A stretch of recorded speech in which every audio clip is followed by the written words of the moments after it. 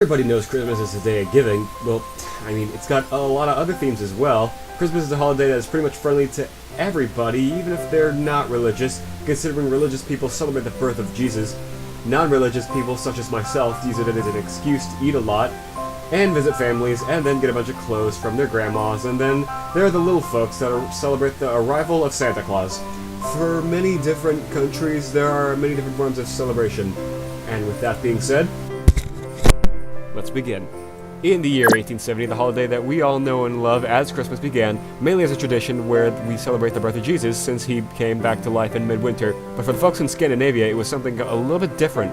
They would celebrate a holiday called Yule, which was the tradition in which men of many families would bring home gigantic logs and burn them to recognize, well, the return of the sun.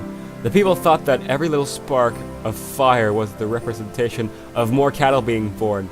They probably needed cattle for food back then.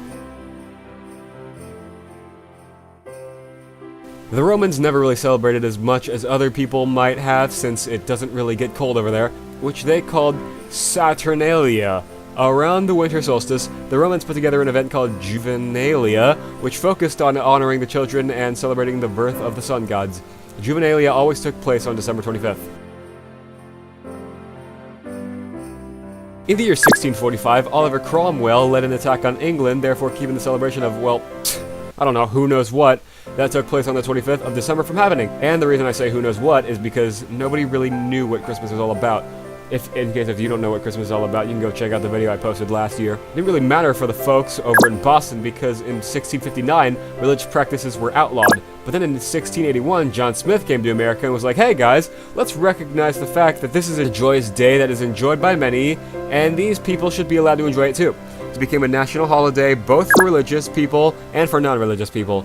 And eventually, there would be many classic Christmas tales coming over the next few decades, such as A Christmas Carol by Charles Dickens.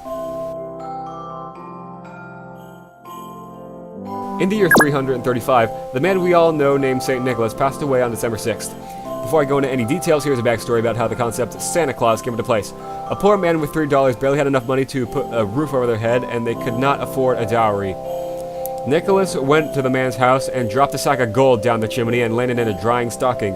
Nick continued to do this until he had enough money to afford weddings for all three of his daughters, therefore becoming a saint. There are many other stories of his good deeds, but this was the story that Santa Claus originated from. I'm not sure why they picked the name Santa Claus, but he's a happy, jolly soul that drops presents out your chimney on Christmas Eve, and he's got diabetes from eating all those cookies. Cookie belly. In the year 0, there was a big gigantic explosion caused by who knows what, and then Christmas was invented.